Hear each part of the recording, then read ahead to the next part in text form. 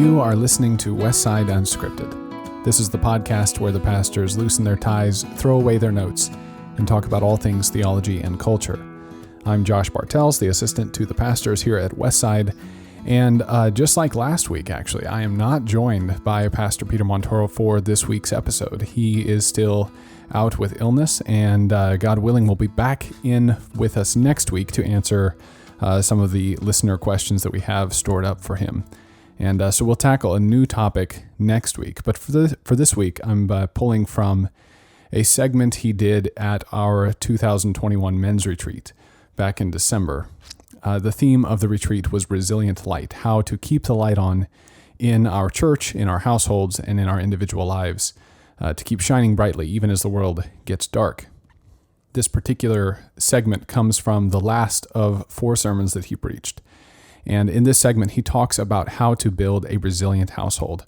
What is involved in building a household that can weather the storm of the darkness that surrounds us, both in our culture, in our nation, and in our individual locales. How can we be the kind of people and have the kinds of households that can stand and weather the storm? And so without further ado, here is Pastor Peter.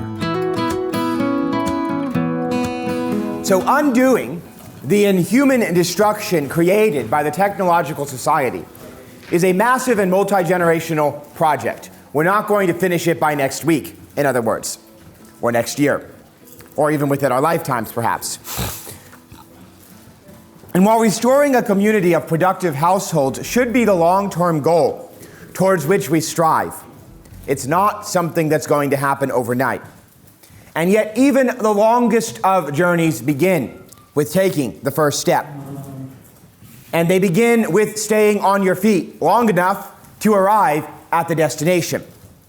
So in this case, even as we seek to change many things about our present environment, we need to begin by seeking the economic resilience that we need to stay in the game long enough to see the long-term changes that we want to see take place. So if we say, hey, here's where we want to arrive, here's what the goal is, well, if that goal is a distant one, then you have to make some short-term thinking about how you're going to stay on your feet long enough to begin to make progress towards that goal. So you have a long-term vision of this is what we want, but we can't get that right now, at least not for everyone, not for all of us, and not all the way. And so we have to be thinking, what are some things, A, that we can do to achieve some of the good things we're aiming at, even now within these conditions, and B, what are the things we need to do to stay in the game long enough to accomplish a long-range goal? So we need to think about short-term economic resilience, because if you want to continue to shape your household for a long-distance goal, you've got to feed your household in the time in between so that they're all still alive when you get there. Otherwise, it's a pointless exercise. So, if we are going to, in this case, as we seek to change many things, so if we're going to sustain gathered and scattered worship as the people of God, if we're going to keep the light on, if we're going to restore the biblical household, we're going to have to find resilient ways, even right now in the short term, this week, next month, next year, to keep our families fed and our bills paid right now, in the present, within the broken system in which we now live. So even as we develop grand visions of recreating the economic order in a more godly and a more human manner, we've got to work within the present economic order to feed our families and pay our bills right now. So let's get down to brass tacks, as it were. Let's talk about resilience in the way that we make money and resilience in the way that we spend money. So the events of the past few years, past year and 9 months or so, have revealed that there is no such thing as a secure job. Now, at the beginning, small business owners were getting hammered. And those who had government jobs were living it well. You had everything just as you always had it. You had a government job, you got paid even when you stayed home. Small business owners had onerous regulations that were absolutely miserable to do. So I've talked to some of you in both of those categories. Over the past few months, the people in deep distress, those roles have exactly reversed. As those who had secure government jobs now realized that their jobs were not as secure if they did not do exactly what they were told in areas that they never thought they were going to be told to do something in. And those who are small business owners had a lot of freedom from those things, and they had flexibility. And so what that has revealed is there is no such thing, there's no magic bullet that's going to guarantee perfect financial resilience. So there's nothing you can do that's going to guarantee that you will experience no pain in any circumstance that is coming. However, there are a few lessons. Most of these are from talking, some of them from reading that I've done, but also from many conversations that I've had with many of you that I think are some lessons that we can learn for future challenges. So the first is independence, the second is flexibility, and the third is excellence. So independence. In general, those who own their own businesses have more flexibilities than those who don't. You can't guarantee that your business will be a success, and you may face massive challenges and you're going to have significant risks, but at least if you're in charge of the business, when things aren't working out, you can pivot to do something that might work out better. So there's no way you can guarantee you're not going to suffer significant financial pain, but if you've been prudent in the way that you run your business, you can pivot in time to stave off starvation, at least, even if you don't get all of the things you were hoping to get. So even if you suffer a financial reversal, you're able to pivot, you're able to change, and so you have some flexibility. So it won't protect you from hardship, but it can help you to avoid disaster. And my dream, because of this, because of the flexibility that independence brings, would be to see as many of us as possible pursue independence from the marketplace, to be able to employ one another and to work together to pivot in difficult times, and to take the first steps towards creating a culture of productive households, a culture that shows a different way of being human, a different way of feeding our families than the world as a whole is exhibiting. So that would be a long-range goal. And I would just say that as you're seeking to start a business, two things. One, be excellent. So don't expect everyone else to hire you just because you're a Christian if your work is lousy, right? Seek to honor the name of Christ in the way that you do your work, right? And don't be offended if your work isn't very good and people don't want to hire you. On the other hand of that, if you have a brother in Christ in the community who you can hire, even if it costs a little more, as long as they can do the work, then hire them, help them out. Help us build connections. Let's be a network of connections where this is the easiest seedbed to start a business in all of the state of Washington. Wouldn't that be a wonderful goal? Where we have the connections and the resources, where someone is starting something new and they actually know what they're doing, and this is predicating, not just someone comes up with an idea. So don't be offended if you have an idea and someone else tells you it's a bad idea. Maybe they're right. You should listen to them. Maybe they're wrong and you should try. But anyways, this is not about like getting really thin skin about everybody's got to support my idea, but the idea that we are actually a full-hearted and hard-nosed at the same time, a community of individuals who know what it takes to start a business, and we have that information that you don't get out of books, that you get from learning other people. And so there's mentorship that goes on, and there's opportunities that take place, and there's networking that takes place. And forget all the B&I groups. This is the place you want to be if you want to be connected, right? That's a vision that I think we should aspire to, and that will help us to build the independent resilience that we're going to need to survive and to thrive in the times that are here and the times that are coming. And the second part about that is you need to be honest about where you are and what you can actually do. So just because you want to start a business doesn't mean that you actually have done the preparation that is necessary to do a good job at it. And so you should seek honest feedback from not just people who will cheer you on whatever you do, but people who will say, look, I know your aspiration is good, but you're not there yet. You need to wait a little while. You need to apprentice maybe with someone else. You need to work towards it. You have some things you need to learn about money or about something else. So be willing to be honest about who you are. So it's good to have this vision that we should be independent, but if you're not ready for it, you can make things worse than they were before. And so really be honest. Not everyone is cut out for that. Some would be better working for someone else who has a vision and has an opportunity to start something.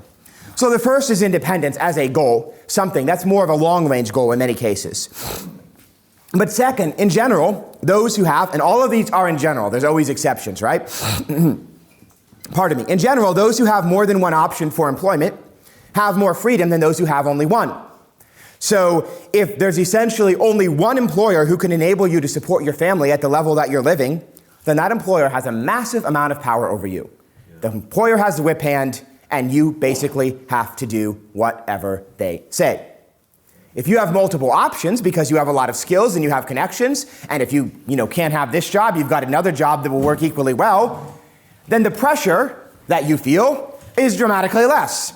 even though you're in exactly the same situation on paper, when you have other options, the pressure that you feel is going to be dramatically less, and that's going to give you freedom. With optionality comes freedom. You can comply or not comply based on your conscience and as the decision would warrant, because you have another option should you choose not to comply and you lose your job. And so having more options is going to give more freedom. And so one of the things, C.R. Riley, I've got quite a few ideas from him about this talk about households. He has a book called Man of the House. We're going to try to get it in the bookstore. We haven't got it yet, but it's a really good book that would be a good one to look at. Some of you I know have read it already. But one of the things he talks about is turn your job into a trade school.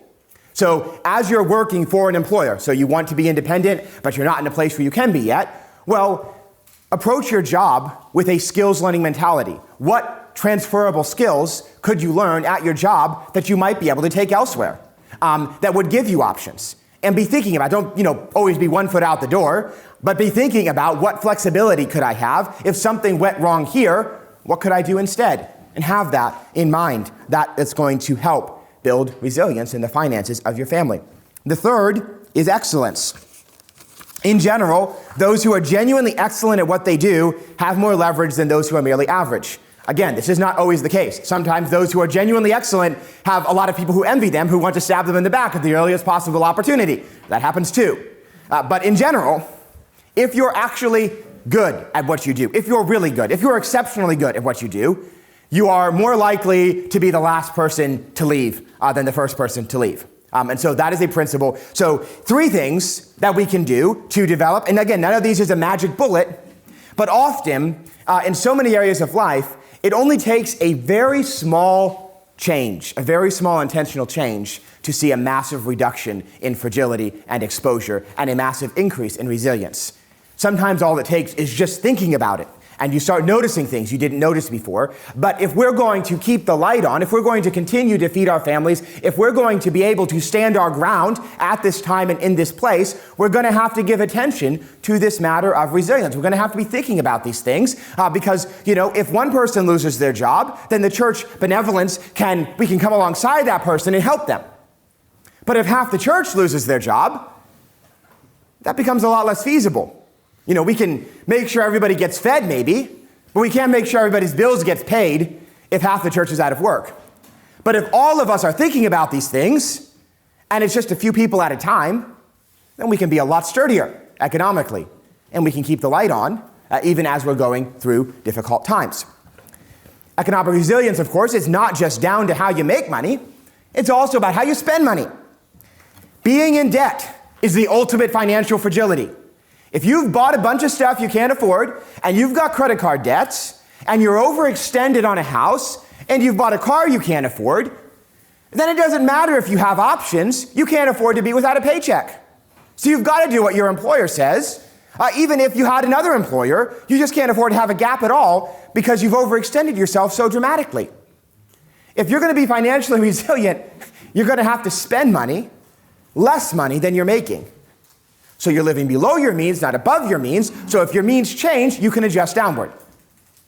So if we're to build resilient households, given the volatile times in which we live, there's no single magic bullet that will enable us to ride the waves without any difficulties. This is not always going to be easy. It will involve sacrifice. It will involve suffering. There will be hardships. There will be pain. But simply by considering the basic principles of independence, flexibility, excellence, and thrift, we can become massively more resilient than we otherwise would be. Able to keep the light on, able to keep advancing the light. When others have to retreat, if we give attention to resilience, we'll have the resources to be able to keep advancing even as others are retreating, and to keep the light on much longer than we otherwise would have been able to do. So we've considered the culture of our households, the economy of our households, and it's time now to turn to the education of our households. When we think of education, we tend to think primarily of academics, and certainly academics are a major part of education. Yet education is more than academics. Education is ultimately about implanting a particular vision of the good life and then imparting the knowledge and developing the skills necessary to achieve it. Education is about implanting a particular vision about what is good and then imparting the knowledge and the skills necessary to achieve that good.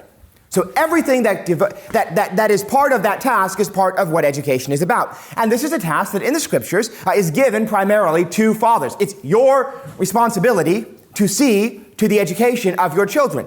That doesn't mean you have to do all the work of education. It just means you're responsible for the end result. And ye fathers, provoke not your children to wrath, but bring them up in the nurture and admonition of the Lord. That's talking about the task of education, of training them up in what is good in life and giving them the skills and the knowledge necessary to achieve that. Your children aren't only being educated when they sit in a classroom or open a textbook. They're also being educated, also being shaped by the media that you allow them to consume, by the books that they read, by the friends that they have, and by the tasks that they learn to perform. So education involves all of life. So the first point about education is that education is more than academics. It's not less than, but it is more than. The second point is that secular education is not going to form a Christian people. If education is about imparting a vision of the good life and imparting the skills and the knowledge necessary to achieve that, then a secular education is not going to form a Christian people. We talked earlier about how antithetical the modern technological society is to anything remotely resembling a biblical family structure. The same is true 3 times over for the entirety of the modern public school system, from Washington to Florida, from Maine to California. Now, it's common to think that the primary problem with the public schools are the insanely perverse sexual education that they provide and the bad influences and behaviors that are present within them. And all of that is true. All of that is true, that's a problem. Yet as bad as these things are, and they're pretty bad, that is not the most fundamental problem with the public schools. The most fundamental problem with the public schools is that they are designed from top to bottom in every single class to support a structure in which these perversions make sense. It's not just that they give the wrong answers, it's that they teach students to ask the wrong questions. It's not just these little bits of the puzzle that are wrong. They're working from the wrong puzzle box. And therefore, it isn't just in sex ed class and avoiding that, and now we're scot-free, we're good. It's in the so-called social studies and language arts and whatever they're calling math today and the whole rest besides. So it's easy to get all worked up about the woke ideology. But we have to see that this critical race theory and all of this is simply the latest symptom in a disease that goes all the way back to the founding of the public schools in the 1850s. They have always been designed as a support and a prop to the technological society that, as we have seen, is antithetical to the biblical household. The thing is rotten to the core. If we're to keep the light on as a Christian people, if we're going to live as a people within a people, we're going to have a Christian education, Christian character formation. If we surrender our children, we surrender our future. Remember, I talked about at the beginning, we have an edge in that we have way above average number of children. If we lose the children, we're raising children for our enemies. We're losing the one advantage that we have in this. And yet, if we're to resist the education of the world, we need to remember the public school is not the only form of secular education, because education isn't limited to the classroom or the textbooks. Secular media, whether it comes in the form of ungodly television shows and movies, social media, or the internet more generally, is every bit as dangerous as the public schools, and for the same reason. Almost without exception, these forms of media work very hard and intentionally to indoctrinate those who view them into the inhuman and ungodly structures and beliefs that dominate our society. So I'm going to be very blunt. Of course, that's not news because I've been blunt the whole time. But if your children grow up watching television that celebrates and normalizes homosexuality, as every major network show does, without exception, even the clean and good ones, don't be surprised when they find the teachings of Scripture about homosexuality hard to accept, even though you've kept them out of the public schools. Children, and especially teenagers, are very curious. They want to explore the world, and especially those parts of the world that have been kept secret from them. If you allow your children to have a computer with internet access in their room, or a smartphone or a tablet that they have independent access to, You are doing everything in your power to get them hooked on pornography from an early age. Don't think of it like you're crossing a busy road and it's a risk, but you hope that they'll make it. No, you're giving them a cloak of invisibility and you're telling them, go camp out in the middle of I-5 during rush hour traffic. That's what your odds are. You give them internet access, they'll get hooked on porn. End of story. It's like throwing them into a ring with cage fighters. It's UFC, right? UFC cage fighters, and being like, go fight the champion. Let's see how you do. Children are not up to that task. Children are not up to that task. Children do not need, and by children, I mean anyone who's not an adult, they do not need independent internet access. The only internet access they should have should be out in the open with a filter where you can see it and where their little siblings can walk by and see it. And you need to check the history, even under those conditions, and lock it down in the middle of the night so they're not up in the middle of the night looking at things while everyone's out of the living room. You have to treat this like the conduit for poison that it is. Yes, we have to use the internet to do lots of things. We can't just, for the most part, get rid of it completely. At some point, they're going to need to learn how to use a computer. But don't give them their own devices. I don't care if you have a filter on the devices. If they have access to the devices, they can get around the filter. Because there are people out there who are coming for them. And they will find them. And your children are not up to dealing with that kind of pressure any more than they'd be up dealing with a UFC fighter in his prime. And you just throw them in the ring and you're like, have fun. Don't do anything that I've told you not to do. It's not going to work. If you wouldn't trust your children to spend time alone in a brothel, don't trust them to spend time alone on the internet, because there's more filth on the internet than there is in a brothel. And they will find it. And it will find them even if they're not looking for it. No matter how well you have trained them, young minds simply weren't designed to channel that kind of temptation. So we've talked about public schools, we've talked about secular media. But excellence in education isn't achieved by subtraction alone. Secular education, whether it comes in the form of public schooling or secular media, is not going to form a Christian people. Yet at the same time, genuine education is never the result of subtraction alone. Remember our mission? We are called to keep the light on. We are called to become a resilient Christian community that can bring the light of the city to every corner and to every level of our world. If we're going to be faithful to this mission at this time and in this place, we're going to need some leaders with some serious chops. The more we are in a minority, the more we are going to need to be excellent simply to survive, let alone to thrive. And therefore, while removing secular influences is essential, it isn't the end goal. You haven't educated your children just because you've cut them off from certain things, important as that is. That's simply a ground-clearing exercise to enable the real work of education to begin. And not every child is going to be academically inclined, but every child should be pushed to be both deep and broad, to be genuinely excellent in one or a few areas, and to be broadly capable in many areas, even if those aren't their specialty. We should raise our expectations for our children and do the work to make sure that they have what it takes to achieve those expectations. We need to pursue genuine excellence. Thank you for listening to the podcast again this week. God willing, Pastor Peter will be back next week to answer more questions about theology and culture. So if you have those, have questions you're thinking about, or even want to follow up on this episode of what it takes to have a resilient household, send those questions to me, Josh at BibleDirectionForLife.com.